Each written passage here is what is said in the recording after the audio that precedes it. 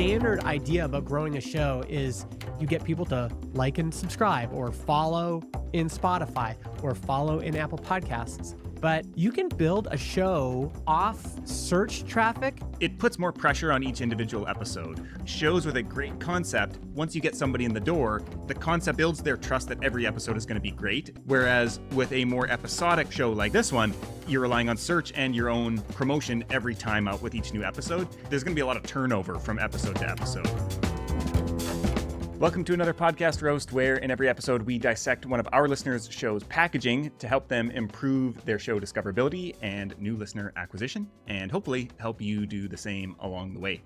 This week on The Skewer, we've got A Breath of Fresh Air by our listener Sandy K. And so, Justin, what are your first impressions as you pull this up in Spotify and start making your way through it? Okay. The cover art feels good, actually. You've got the title. It feels well designed, and then it's kind of surrounded by musical notes. So right away, I get a sense that this show has something to do with music. It feels like I would recognize this cover. Like it'd be like, okay, I know what that show is. The subline is their lives, their story, their music. So maybe interviewing musicians. And then the actual title, she's put in a lot of other keywords. So A Breath of Fresh Air - warm classic rock interviews with musical legends from the 60s, 70s, and 80s. Yeah, what are some of your thoughts, your first impressions here?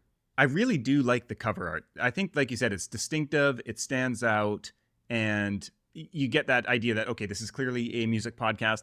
I don't quite know what the title, how it ties into it, but we do know that, it is about music, obviously, by the cover art. So that's a good kind of element that can kind of place us in, is this relevant to us? I wonder if there's some reference to some song or lyric or something that maybe we don't get. Like this is kind of before our time, popular music from, the 60s, 70s, and 80s. Obviously, a lot of that music is familiar to people who've been born anytime after that. But I do wonder if there's something there or if there's just some personal relevance for the title. So that's not quite clear to me, but cover art looks great. Their lives, their stories, their music, that kind of clues me in further. So that's the tagline on the cover art. And so that kind of tells me, okay, yeah, interviews with musicians, and we're going to talk about their life story, their music, all this kind of behind the scenes stuff. I think with this tagline here, I don't mind it. It actually does place me in what the show is, but I think just the W on the warm, I would capitalize. I mean, she's got kind of two conventions here. There's like a title case for A Breath of Fresh Air, and then the description is all lowercase. And to be honest, I never really know what to do there. I think to me it looks a little odd to have it all lowercase, so maybe I would just have it sentence case or something like that, but that would be my only kind of gripe. There is a form of search engine optimization on Spotify where, warm classic rock, where you target keywords and hope that you might show up in this first page of results. And so it's like sometimes people are searching for like just warm classic rock songs and they're scanning through this, and then all of a sudden your podcast shows up and hers does. So she is ranking for the keywords warm classic rock. And I'm not sure how effective this actually is, because if someone's looking for music, they want music. But because Spotify is an all-in-one search engine, I have seen some shows that have done well by targeting, more generic keywords that people are searching for just in general in Spotify. So yeah, not a bad approach. And in her case, she's actually ranking for it. Also 60s, 70s, and 80s. So I could go musical legends from the 60s, and maybe, she's ranking for that too. So there is something to that approach, especially on Spotify. And especially for shows about music, that would be kind of limited to those. That's right. The other thing that, I had never really thought about this until now, but as Spotify is integrating more audiobooks and making that a big part of their platform, I wonder about, you have an author on, you talk about their book.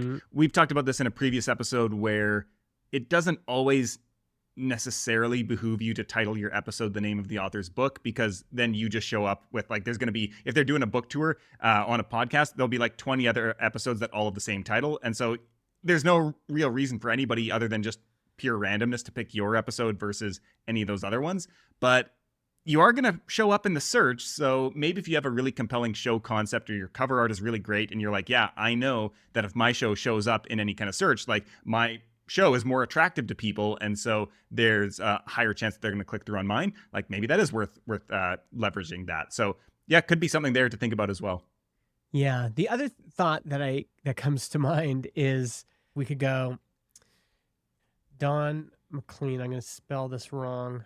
Don McLean interview. She is ranking for Don McLean interviews. And this is what I think about as soon as you are featuring a famous person or interviewing a famous person. That's how I personally start to look for episodes. Like I get super into, I just want to hear all the interviews with this particular artist. And so I'll use podcast search engines this way. Okay, I'm going to look for every interview Don McLean's ever done. And in this case, she's ranking for Don McLean interview. It's actually working for her for some of these. So let's maybe have a look at the description here and see how she has framed the show. Join Sandy Kay, host of the intimate and award-winning music interview podcast that celebrates the timeless songs we grew up with and the legendary artists behind them. In these fireside chats, we delve into the musical and personal lives of the greatest hitmakers of the 60s, 70s, and 80s, uncovering the stories and inspirations that shaped their unforgettable tunes. Relive the soundtrack of your youth as we explore pop culture, recall cherished memories, and immerse ourselves in, capitalized, their lives, their stories, and their music. Hear from the most iconic musicians that defined generations. Thoughts? Well, okay, so something that stands out to me initially is that this is very clearly saying who this is for. And so it's saying that this is people who grew up with this music. So we're kind of placed in who is this show intended for. And so you're going to be of the generation that was coming up in, 60s, 70s, 80s. And so that is interesting. It's saying that without kind of like saying if you're a, boomer or Gen X or like whatever, where a lot of shows that which can work. It can be kind of blunt, but this is a little bit more of a subtle way of saying like, we're going to be having this conversation. And I think that actually provide some useful context for people, because that is something that maybe you're looking for. Like part of what you want from the show, part of the job to be done is to do some reliving. And she actually uses some of these words in here, relive the soundtrack of your youth. And so I kind of get a vibe from that without like kind of saying it. I mean, she does talk about it in a few different or hint at it in a few different ways here, but I get a clear sense of why I would listen to this show. One of the challenges here is, this is probably not us as the target audience here. And so this does not really speak to me and pull me into the show, but it's not really meant to. So I don't know. I'm kind of like, it's well written. It seems like there's some credibility here, and it's pretty clear about, who and what the show is for. So I'm kind of like, yeah, it seems pretty decent. Is there anything that you would kind of tweak about it? I mean, it's I think it's fine. It does, because I read so many of these podcast descriptions, everything starts to feel cliche. And so, delve into award-winning, intimate, some of these words just show up over and over again. And so if she wanted to really make this description distinctive, I think you could rewrite it and maybe even get to the point faster. Like that first line, join Sandy Kay, host of the intimate and award-winning. It's like I'm already kind of falling asleep there. Maybe get to the point. Like, this is a music interview podcast that celebrates the timeless songs we grew up with and the legendary artists behind them. Still a little bit generic, but at least it gets to the point right away. And, delve into the musical and personal lives of the greatest hitmakers of the 60s, 70s, and 80s. There is a more evocative version of this that could be rewritten to be less cliche, but it's not bad by any means. I think it gets to the point. I would be very curious if she's ever done a listener survey, because I want to know the job to be done here.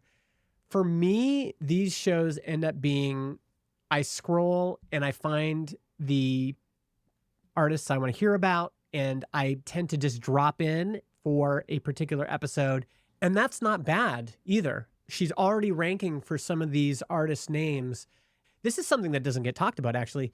You can build a show off of search traffic, not subscription base. Yeah. So the standard idea about growing a show is you get people to like and subscribe or follow in Spotify or follow in Apple Podcasts. But there is another type of show where you're just interviewing people every once in a while. People might come back to the show because they liked you, but they're searching for another artist. So, maybe they came to you for Don McLean, but then they come back to you for Roxy Music because they're like, oh, I remember that show. That was good. But they're living in the search bar.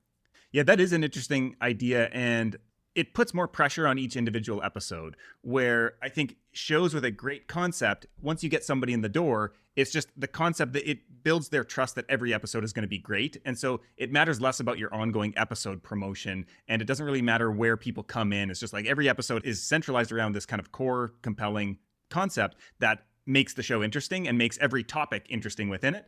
Whereas with a more episodic driven show like potentially this one, you're relying on search and your own promotion every time out with each new episode. And you have to almost assume maybe that there's going to be a lot of turnover from episode to episode, which can work. Like if you're able to get people who have that kind of draw, that can totally work. But you kind of have to know, that's the bargain you're making. And I think that you can still do actually both of them. You can have a really intriguing concept, and you can also have these famous people on that are going to draw people in. I guess like the one thing as we talk through this more, the big challenge for a show like this is, especially when we're talking about, musical legends from the 60s, 70s, and 80s. So if these are, in fact, musical legends who are coming on the show, there is going to be so much that has been said about them, written about them. How many countless interviews have they done? And so the challenge with the show is like, what is this show doing that hasn't been said before? And like, that's the draw to any show like this. And so you can do that through your questioning, and like if you are an elite level interviewer that has this new angle to bring to it, or you're just able to ask these super insightful questions, like that can work. Or you have to have this unique frame and concept around the show that kind of like people come into this concept and it totally changes the dynamic. And so we think about shows like Hot Ones, or Three Books is another show where the host Neil brings people on, and instead of doing a typical interview with them, these are like world-class performers, he asks them about their 3 most formative books. And so you still get into a lot of the same stuff, but it has this unique frame to it. And so that's something where in reading through this description again, I'm kind of like, I think that's why I was a little bit tepid. I'm like, yeah, I mean, it seems, good on the surface, but it doesn't feel like there's a strong hook that's going to pull me in and make me choose this show versus any of the TV interviews they've done, versus I'm sure all these people have been interviewed by like world famous interviewers. And so that's, I think, the challenge here. I mean, in some ways I am in this demographic because I seek out documentaries, and especially like music documentaries, and I will watch multiple documentaries on the same person. And so I think with my frame of mind, what I'm usually looking for is I want another episode or another documentary or another take on this person. And I'm looking for quality. I'm just like, okay, like, I don't know if you watched, there was 2 documentaries made on Woodstock 99, and I watched both of them, and they're both the same topic, released roughly the same time, and I got something from both of them. I found they both had an interesting point of view, but there was nothing super unique. And so I do sometimes seek out like multiple episodes, multiple documentaries on the same person. And I think she's doing a good job in the sense that this actually feels like an NPR or CBC show. Yeah.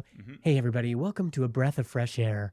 Today, we're going to be talking with Don McLean. And I'm into it. I like that style of show. If it's the person I want to hear about, I'm down. So yeah, I'd be interested to actually like listen to the first minute of one of these and just see. Yeah, it looks like she doesn't have a teaser. So let's take your pick. What episode are we listening to here? Let's choose Don McLean. All right. Here we go. 3, 2, 1.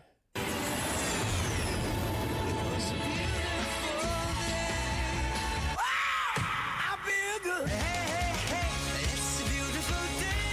I can't stop myself from smiling. Welcome to A Breath of Fresh Air with Sandy Kay. 'Cause it's a beautiful day. A Breath of Fresh Air. Beautiful day. Got some music here. Oh, baby, any day that you're gone away. It's a beautiful day. Hello, so glad you could join me this week. I hope you're liking what you're hearing on A Breath of Fresh Air. Please do let me know if there's someone special that you'd like me to interview. And if you feel like doing me a favour, I'd be so grateful if you could rate and review the show for me on your favourite podcast platform. Anyway, enough of that. Let's move on to our very special guest today. He's someone you all know because of one massive chart topper that he had way back in 1971. Of course, he has had other hits and he's crafted a very handsome body of work.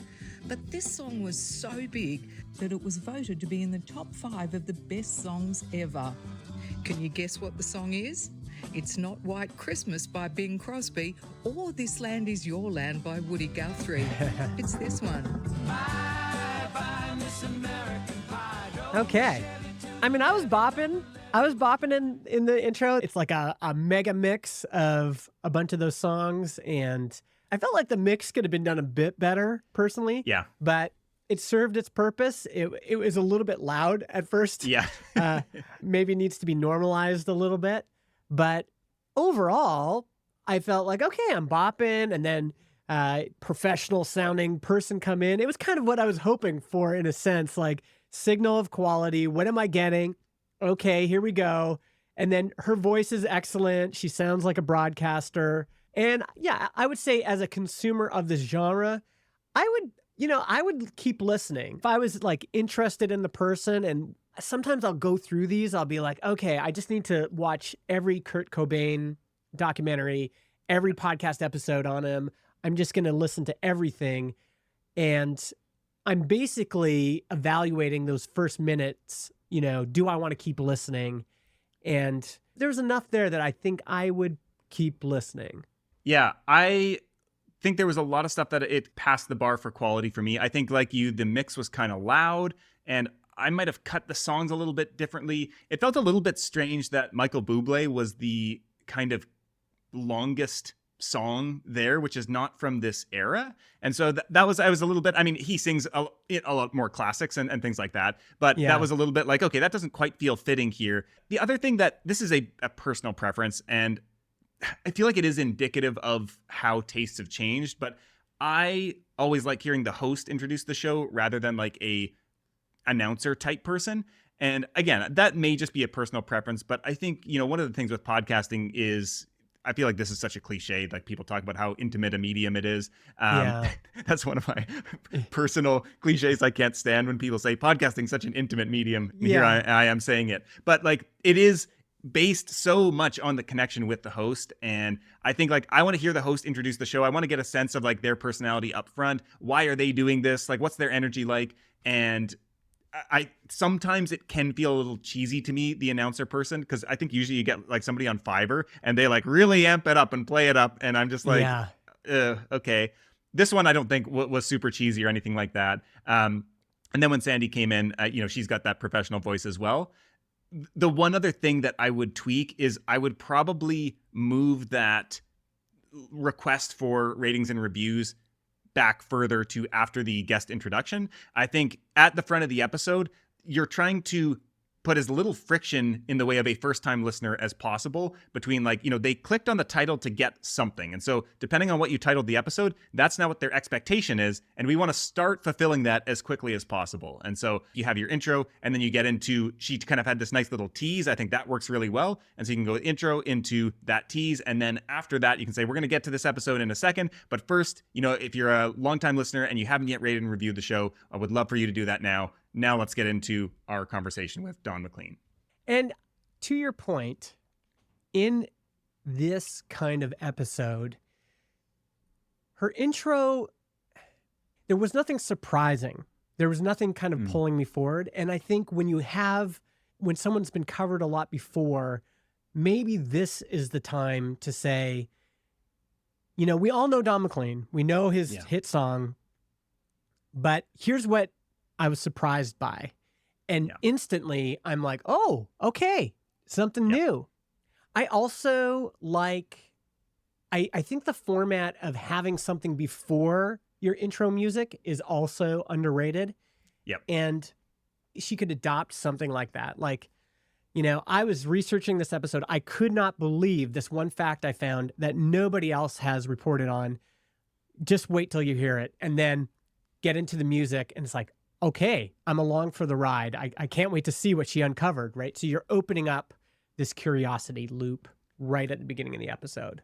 I think that actually is another essential component. And this is actually so of this show, that idea of like having something surprising. But one of the ways that I always think about shows and episodes is that like every concept has its own kind of like crux. And so it's this thing that you need to be able to solve this for it to work. And so a lot of shows like have an interesting concept, but they haven't, like, there's this essential piece that until you achieve this thing, everything kind of just doesn't quite work. And so I think with an episode like this, or a show like this as a whole, where that crux for this is like, okay, we have to have something new, a new angle, a new take. We have to have something that we can hook people with off the bat and say, you might know Don McLean as the writer of the number one hit song in 1971, American Pie. But did you know that he was actually credited on all these other number ones as a writer or something like that? I'm just making this up off the fly. Yeah. But all of a sudden it's like, oh, I never knew that. And I think like Ed Sheeran is actually somebody like this, who he's obviously got his own career, but he's a prolific writer of songs for other artists and like one of the most prolific. And you hear that and you're like, oh, interesting. Like we just know the public version of his own songs, but there's this whole other thing. And I'm like, I want to hear more about that. Like, who has he written songs for? And that's, we start to get into some of that, and that draws people in if you're able to find those facts. The other thing is we talk about episode art and episode cover art. And I think this is another opportunity to do some signaling here. And it's such a great opportunity because if you can incorporate the artist's face, if it's well known, and maybe the album cover, if it's well known, then all of a sudden you're like, okay, like this is kind of what I'm looking for. It's another signal of, oh, I recognize that album cover, or, oh, I recognize that person's face. And that would help draw people in to the show. Yeah, I actually see custom episode art for one episode. It's the R.I.P. Steve Harley. It's a ways down from March 18th. And it looks like that is the only one. So I don't know if that was a one-off experiment or what. But yeah, it looks like there has been some use of it in the past. It is interesting to me. I wonder how people are finding their way into their show. We've talked before about doing a listener survey, and I just want to mention it again here. I think listener survey transistor, I have a template here, and this is just underrated as, grab people and maybe give them a little reward or do a little contest. It's going to take some work, and it'll probably take, multiple mentions across all your platforms, but it's worth doing. I would also be interested in doing, if you have a bigger social media following, or somebody with a bigger social media following, I would be interested in saying, hey, I'm doing a survey on people who love music documentaries. And then in that, you could say, do you ever search for podcast episodes on your favorite artists? What have you searched for? What are you looking for? What are your signals that you're looking for? There's a bigger group of people that are out there looking for this kind of content. Yeah. And there might be other signals there, like maybe, do you prefer audio only, video only, or you listen to both? Because maybe there's an opportunity to do a video podcast here. If she's looking to expand her audience, as much as I'm an audio podcast fan, YouTube can provide a significant amount of growth, especially for a show like this that might rank for Don McLean interview. Yeah. So yeah, I'm not sure if she's on YouTube already. While you're looking that up, I'll just mention that I do feel like I'm always, again, this might be a personal thing, I'm always a little bit disappointed when a show interviews a famous celebrity guest, but it's done over Zoom, where it feels kind of pedestrian or mundane. And I think there's just this kind of like conditioning that we all have. Whereas if you're talking to a celebrity guest, it's on like Oprah or, live TV or something where there's a set and there's a certain context that it feels like that person belongs in. And to me, something about like just a split screen Zoom call feels a little underwhelming. And it makes me not want to watch that if that is a video. So I think that's like another one of these like crux points where it's like, okay, well, if we're going to do this, because we're trying to appear at this level, we kind of need to go all out on this, which obviously not every show can do. And then you're interviewing people from all over the world. It's like, okay, are we traveling to them? Like, it doesn't really make sense. And so I think, you can certainly still do this. There is probably benefit to doing it on YouTube, but I know that is a reaction I have when, if it was just a normal person, I would not have that expectation. But when it is somebody who is a musical legend, I would expect the production to be a little higher. The other challenge she's running into here is a Breath of Fresh Air podcast is what I searched. The number one result was a YouTube channel, but it's not her YouTube channel. It's a different podcast.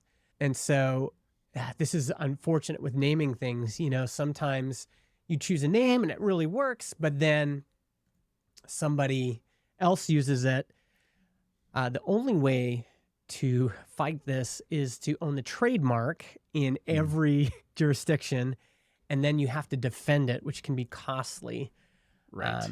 Not always costly. I have a few trademarks, and I've been able to just send a few like strongly worded letters to people, and that was enough to get them to change their name. But ironically, they're ranking better because I think a Breath of Fresh Air podcast is the exact title, and hers starts with Sandy K Presents. She has more subscribers and more videos. So theoretically, she should be ranking higher. She could just try changing this title, A Breath of Fresh Air, and maybe even adding these keywords to the end of it. That might help her in the YouTube rankings here. She does have a website that came up. That was the second search result here. And you can see she has kind of images she's using for each of these episodes. So she could add that as custom episode artwork. The one other note on the title is when we were first opening this up and looking for the show I first looked it up in episodes.fm, and there are exactly 10 other shows, or 10 shows total, that are called A Breath of Fresh Air. And so even if it's not a trademark issue, it is a discoverability issue when people, if somebody recommends A Breath of Fresh Air, and somebody who does not yet know the show is probably not going to click through 10 different shows. They're kind of like, oh, my friend told me about this. They come across 10 shows and they're like, I don't know, I guess I'll pass, or I'll ask them about it later. And so there is an issue there. And I think that actually, Sandy's done herself a favor here, is if the friend has recommended, oh, it's the show about music, hers actually does show up with this A Breath of Fresh Air, Warm Classic Rock interviews with musical legends. And so somebody could pick it out there. Most of these other shows are just purely titled A Breath of Fresh Air or Breath of Fresh Air, or there's Breath of Fresh Air Dental Podcast. That's actually a great title for that one. Breath of Fresh Air Dental Podcast. The other thing to suggest is, because she's already doing video, Spotify is pushing video right now. It's important to the platform, and often a platform will change its algorithm to encourage the kinds of things they want. And so my guess is right now Spotify is ranking video podcast episodes higher than it might normally would. And so that's another experiment you can run, is you can now replace a podcast episode on Spotify with video. This is possible now. A lot of people don't know about this.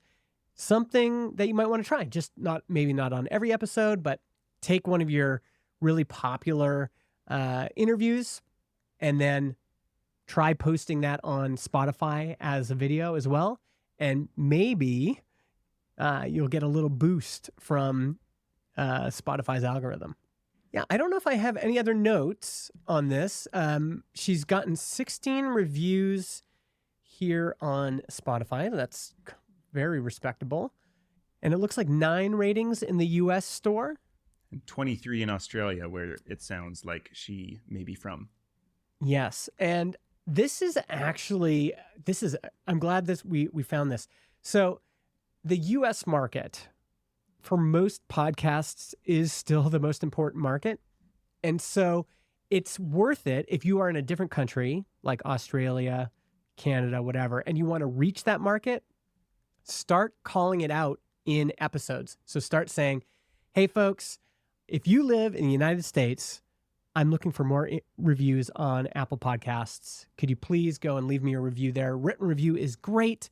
And especially if you say why you listen to the show or your favorite episode. So give folks a specific prompt, tell them what you're looking for. Sometimes you can even mention like, oh, hey, thanks to all the Canadians who gave us reviews last week. Really appreciated it. This week, we're trying to get more people in the UK reviewing us. So if you're in the United Kingdom, please open up Apple Podcasts and give us a 5-star review. And for a show like this, the US market, I think, will be quite important and will also lead to more listenership. So you want some of these positive signals like more reviews, more people opening it up in Apple Podcasts. All of those things can help lead to more listeners. Yeah, that gives me an idea on, you would need a pretty big show to do this, but if you had, many thousands of downloads per episode and you didn't have a lot of reviews yet, and you knew you had people distributed around the world in your listeners, you could do a kind of face-off every week or every month or something like that. And you could say, this month it's Canada against the UK, and who's going to be able to give us more reviews? Fight for your country's honor, and so all of our Canadians and all of our UK, and then you have the next month it's 2 other countries where you have listenerships, and you can kind of try and see in your podcast host okay, we've got kind of similar amounts of listeners in each of these 2 countries. Let's pit them against each other in a friendly competition, and you need a pretty big show in order for there to be enough numbers to do that. But it's an interesting idea. The other thing I would recommend, because I keep thinking about, there is a big market for these music documentaries, and every once in a while a new one comes out, and somebody like me who is kind of tuned in will jump on it and will all of a sudden be like, oh, wow. And everyone's listening to that documentary or watching that documentary. So when that happens, when there's a splashy new music documentary, kind of have your ear to the ground. And when that happens, either mention it, bring back an old episode, so republish an old episode if it has to do with that documentary. Try to ride some of these waves as they come. When a band re-releases a new album or they come out with a new album, that's the time. You can also republish old episodes. This doesn't get done enough, I think, especially for a show like this.